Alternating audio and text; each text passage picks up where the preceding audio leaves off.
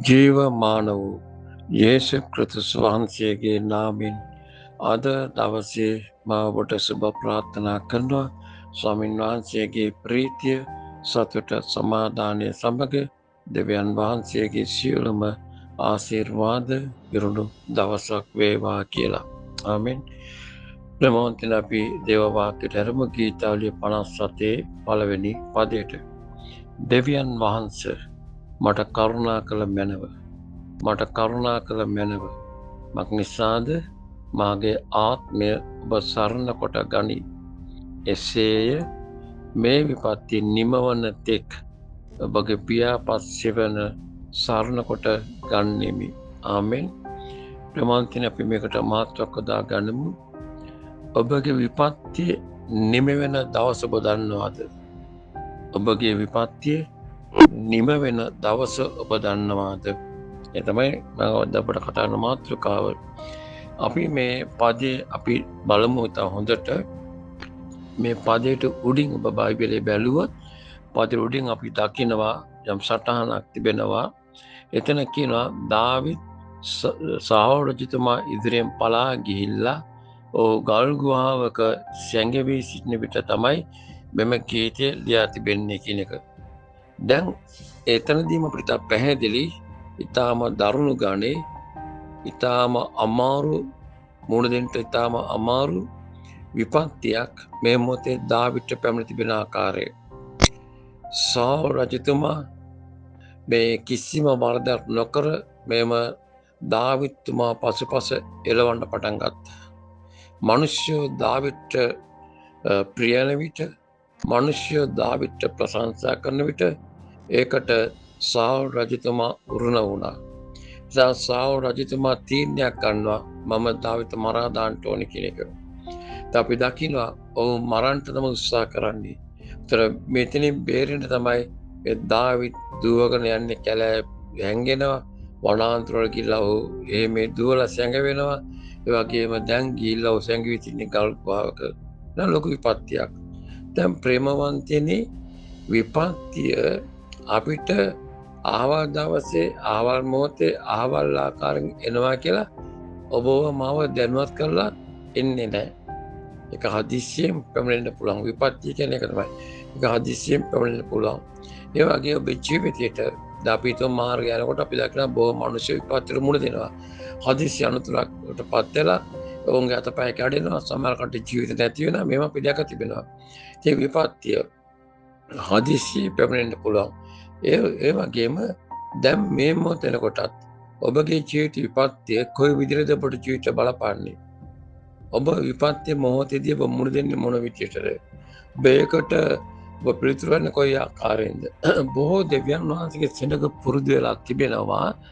දෙවියන් වහන්සේ වෙතට හැරෙන වෙනුවට තම තමන්ගේ සැලසුම් ක්‍රියාත්මක කරමින් තම තමන්ට ඕන විදිහට විපත්තියට මුණ දීලා බේරෙන්න බොහෝ අය උත්සාහ කරන බව අපිට පේන්න තියෙනවා.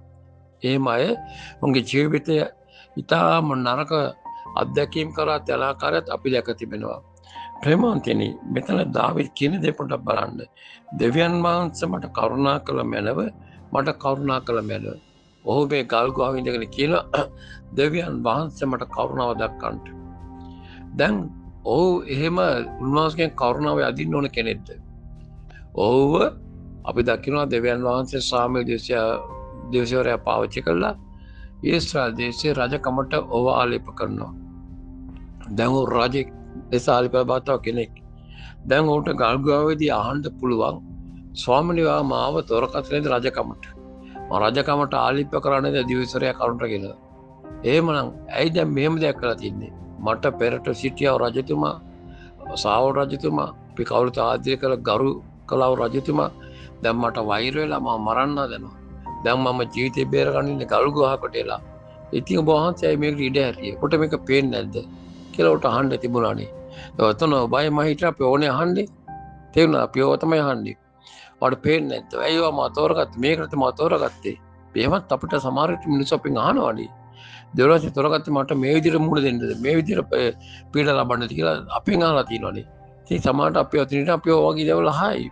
නමුත් දාවිත් කිසි දෙයක් ඇසුවේ නැහැ. දාවිත් දෙවියන් වහන්සේගෙන් කරුණාව ඉල්ලනවා. ගහල් ගුහා තුළ ඉඳගත් ශක්තිමත්ව ධෛර්යමත්ව ඒ පීඩාවට මුහුණ දෙමින් ධර්මිෂ්ඨ ලෙස ඒකට මුහුණ පාමින් ජය ගන්නට තමයි ඔය කරුණා විලන වෙන මොකටද නෙවෙයි. තේරුණා? කරුණා විලන ජය ගන්නට. ඊට පස්සේ ඔය කියන දේ බලන්න. මාගේ ආත්මය ඔබ සරණ කොට ගනි. මගේ ආත්මය මගේ ශරීරයේ ඔබට බැඳෙනා නෙවෙයි, මගේ ආත්මය ඔබට බැඳෙනවා. සරණ කොට ගන්නවා කියන්නේ බැඳීමක්, සම්බන්ධතාවයක්. මගේ ආත්මය ඔබ සරණ කොට ගනි. මගේ ආත්මය ඔබට බැඳෙනවා. දැන් මේක තමයි වැදගත්. ඔබගේ ශරීරයේ නෙමෙයි මෙතන කතා කරන්නේ ආත්මය ගැන. ඒතකොට ආත්මය දෙවියන් වහන්සේට බැඳීමක් තිබෙන්න ඕනේ. ආත්මය දෙවියන් වහන්සේ සමග සම්බන්ධතාවයක් තිබෙන්න ඕනේ. ආත්මය දෙවියන් වහන්සේ සමග හරි තැනක හිට ගන්න ඕනේ. එතන තමයි දෙවියන් වහන්සේගේ කරුණාව අත්දකින්න එකම තැන. වෙන තැනක නෙවෙයි. තේරුණාද? එතන තමයි. ඒ නිසා ඔබගේ ආත්මය දෙවියන් වහන්සේට බැඳිලා ඒ හරි සම්බන්ධතාවයක් ගොඩනගා ගත්තොත් එතන ඔබට සුරක්ෂිත භාවයක් තිබෙනවා. දැන් ඊට පස්සේ කින දේ පොඩ්ඩක් බලන්නකෝ. මගේ ආත්ම සරණට ගනි. එසේ විපත්ති නිමනතෙක් ඔබගේ පියාපත් සෙවන සරණ කොට ගන්නෙමි. මෙන්න මේක තමයි හරි වැදගත් වෙන්නේ. මේ විපත්ති දාවිත්වත් දැන සිටියේ නැහැ. ඔබ යාඥා කරද්දී මේ ගීතේ ලියද්දී ඔහුව දැන සිටියේ නැහැ. කොච්චර කාලයක් මේ විපත්ති තුළ සිටින්න ඕනද කියන එක. ඔබටත් මටත් තීරණයක් ගන්න බෑ. අපිට දැනගමක් ඇති වෙන්නේ නැහැ. කොච්චර කාලයක් අපි මුණ පාන්නව විපත්තියට අපි අසුවෙලා සිටින්න ඕනද කියන එක. නැත්නම් මේක ගමන් කරන්න ඕනද කියන එක. ඒකට දාවිත් කිනා ඔහු කිනා මම ඔබ සරණ කොට ගන්නවා. ඔබගේ පියාපත් යටතේ ඒ ආශිර්වාදයේ ආරක්ෂාව මම පතනවා. මගේ විපත්ති නිමවන තෙක්. හලෙලූයා. කිකිලි පියාපත් විහිදා සිටින තාක්කල් ඒ පියාපත් යටතේ ඉන්න පැටවුන්ට ආරක්ෂාව තිබෙනවා අනිවාර්යයෙන්ම. එතන ඔවුන්ට ඉතාම බයක් නැති ඉන්න පුළුවන් පැටවුන්ට. මොකද පියාපත් විදාගෙන කිකිලි සිටින පැටවුන් ආරක්ෂා කර ගැනීම සඳහා දෙවියන් වහන්සේගේ හස්තය යටතට ඔබ පැමිණුණු දවසේ පටන් ඔබට ආරක්ෂාව තිබෙනවා. ඔබට අවශ්‍ය කරුණාව තිබෙනවා. ඔබට අවශ්‍ය ආශිර්වාද තිබෙනවා. ඔබට අවශ්‍ය හැම දෙයක් මෙතන තිබෙනවා ස්නේහවන්තේ. එනිසා ඔබයි මමයි කලබලෙට ඕන කමක් නැහැ.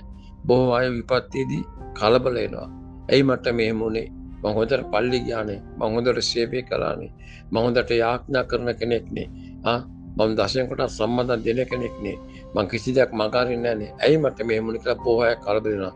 දාවිත් මොනවද කළේ? කිසි වරදක් කළා තියනද? නැහැ.